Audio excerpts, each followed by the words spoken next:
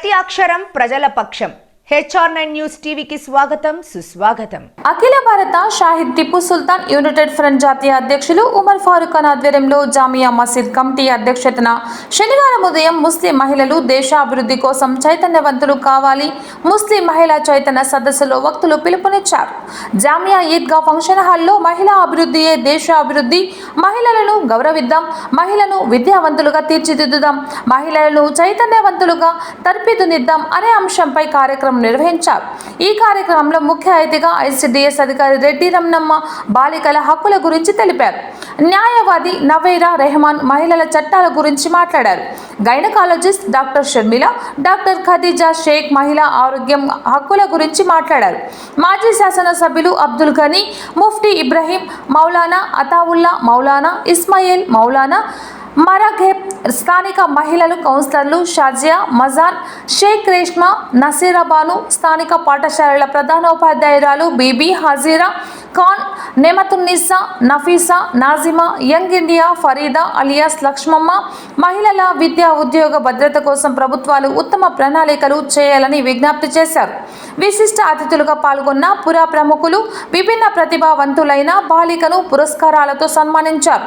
హిందూపురం ప్రముఖులు దాల్ఫిన్ ముస్తఫా, బేజా రియాజ్ బాబా, సిరాజ్ ఇషాక్, దాయి ఇబ్రహీం, ఉబైదుల్లా హుసేన్, సిపిసి సాదిక్, షేక్ షబ్బీర్, బిలాల్ అమీన్, నూర్ షరీఫ్, షఫీవుల్లా తదితరులు ఈ కార్యక్రమంలో పాల్గొని జయప్రదం చేశారు. కమిటీ అధ్యక్షతన ముస్లిం మహిళలు చైతన్యవంతులు కావాలనే ఒక ఆలోచనతో వారు అన్ని రంగాలలో ముందుకు సాగాలని, మరి మగవారికి కన్నా మహిళలు తక్కువ కాదు, మరి మగవాడు ఎక్కువ కాదు, అందరూ సమానమే, మగవాళ్ళకి ఎలా హక్కులు ఉంటాయో మహిళలకు కూడా హక్కులు అలాగే ఉంటాయి.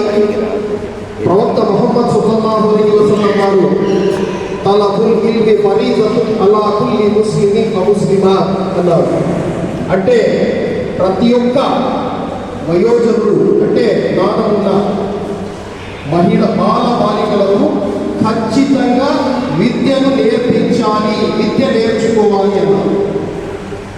ఖురాన్ గ్రంథంలో మొట్టమొదటి వాక్యము ఇఖ్రా, ఎడ్యుకేట్, బోధించు అని.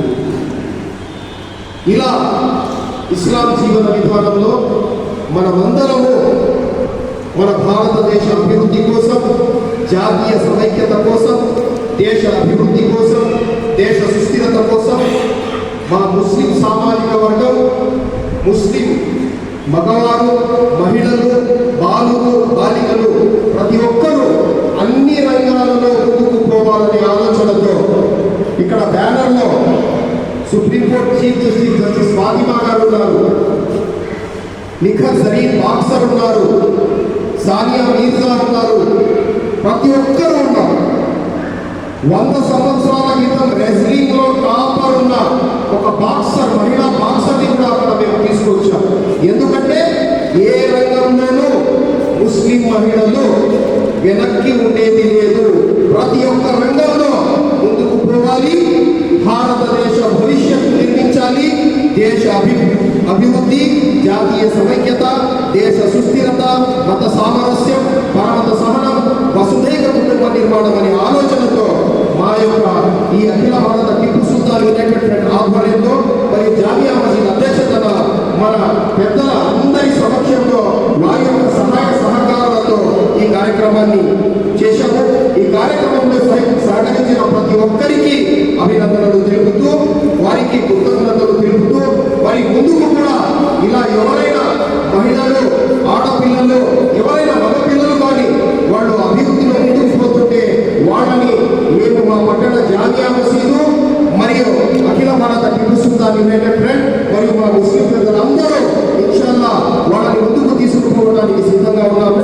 జై హింద్, మేరా భారత్ మహాన్. అస్సలాము అలైకుం వరహ్మతుల్లాహి వబరకాతుహు. Inconvenience. First of all, my heartfelt congratulations to these great children. How much they work hard and their effort will get us this success. Whether not important. Whether we tried or not, that is important. A little effort today can lead to big success tomorrow. God bless you, children.